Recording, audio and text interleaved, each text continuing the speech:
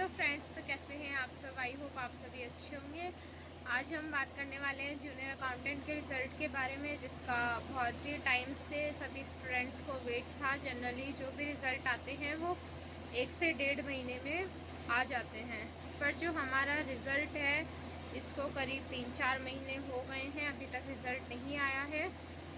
तो आचार संहिता की वजह से डिले हो रहा था और अब आलोक राज सर ने बोला है कि 7 से 20 जून के बीच में आपका जो रिज़ल्ट है वो पब्लिश कर दिया जाएगा। और पूरी संभावनाएं ये है कि आपका रिज़ल्ट जो है लगभग 15 जून के आसपास आ जाएगा। और कट ऑफ क्या रहेगी, क्योंकि सभी लोग चिंतित हैं। जिनके अच्छे मार्क्स है उनको भी चिंता है और जिनके कम मार्क्स है उनको भी चिंता है। तो चलिए थोड़ा सा कट ऑफ पे नज़र मारते हैं। कट ऑफ कम रहने के क्या रीज़न हो सकते हैं, तो मैं आपको रीज़न्स बताती हूँ। पहला रीज़न तो यह है कि इसमें सीटी लिया गया था, तो सिर्फ 69,000 लोगों ने एग्ज़ाम दिया था। अगर आप सोचो, अगर ये ओपन एग्ज़ाम होता, सीटी नहीं होता, तो इसमें करीब 10 लाख लोग फॉर्म भरते, करीब 5-6 लाख तो आराम से पेपर देते, तो कंपटीशन अपने आप ही बढ़ जाता।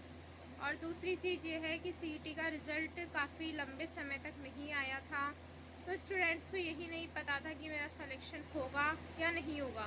तो बहुत सारे स्टूडेंट्स ने इसकी तैयारी ही नहीं की थी। बहुत सारे ऐसे स्टूडेंट्स हैं जिन्होंने सेकंड पेपर को ठीक से पढ़ा ही नहीं था, कोई गाइड से पढ़ा था, इसलिए बहुत सारे लोगों का सेकंड पेपर पास नहीं हो रहा है। और सेकंड पेपर इतना ज़्यादा टफ आया था कि किसी ने अगर बहुत ही डीपली पढ़ा हो, बहुत अच्छे से पढ़ा हो, तो ही स्टूडेंट्स के नंबर आ रहे हैं। और जो फर्स्ट पेपर था वो भी इतना इजी नहीं था कि अगर किसी का फर्स्ट पेपर भी ख़राब हुआ होगा तो उसका भी सिलेक्शन होना बहुत मुश्किल है। तो ये कुछ फैक्टर है कट ऑफ कम जाने के। और आप भी जानते हो कि इसमें पोस्ट भी ज़्यादा है, तो ये भी एक रीज़न है। अगर इसमें EORO की तरह या फिर किसी और एग्ज़ाम की तरह कम पोस्ट होती, 100-200 पोस्ट होती, तो हम उम्मीद नहीं करते कि कट ऑफ कम जाएगी। पर अगर आप इसको और एग्ज़ाम से कंपेयर करो तो एक तो इतना टफ पेपर और फिर पोस्ट इतनी ज़्यादा, तो आप समझ सकते हो कि ऑटोमेटिक इसकी कट ऑफ कम हो जाएगी। तो जो भी बॉयज़ हैं जिनके भी जनरल OBC में 50% के लगभग नंबर हैं, उन सभी का सिलेक्शन होने की पूरी संभावनाएं हैं। और SC ST में उनके 47-48% के लगभग हैं, उन सभी का सिलेक्शन हो जाएगा। और जो भी गर्ल्स कैंडिडेट हैं, गर्ल्स की तो देखो सीटें भी खाली रह सकती हैं, तो जो भी SC ST की गर्ल्स हैं उनका 40% पर सिलेक्शन होने की पूरी संभावना है। और जो OBC जनरल की गर्ल्स हैं उनके अगर 42, 43, 45% भी आ रहे हैं, तो आप सबको बधाई के पात्र हो। आप सभी का सिलेक्शन होने वाला है।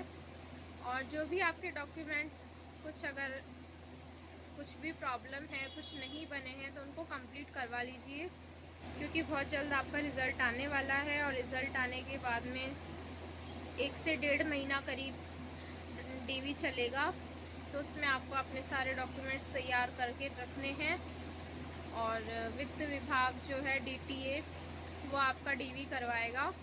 और उसके बाद में DV होने के बाद में 1 से 1.5 महीने में अगर आपका रिज़ल्ट आ जाएगा, और अगर कोर्ट केस की कोई प्रॉब्लम नहीं हुई तो जल्द ही आपको नियुक्तियाँ भी मिल जाएगी।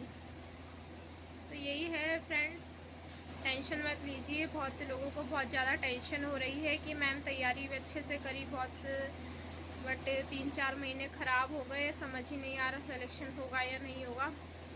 तो आपने मेहनत की है तो निश्चित रूप से आपका सिलेक्शन ज़रूर होगा। Thank you so much guys, all the best.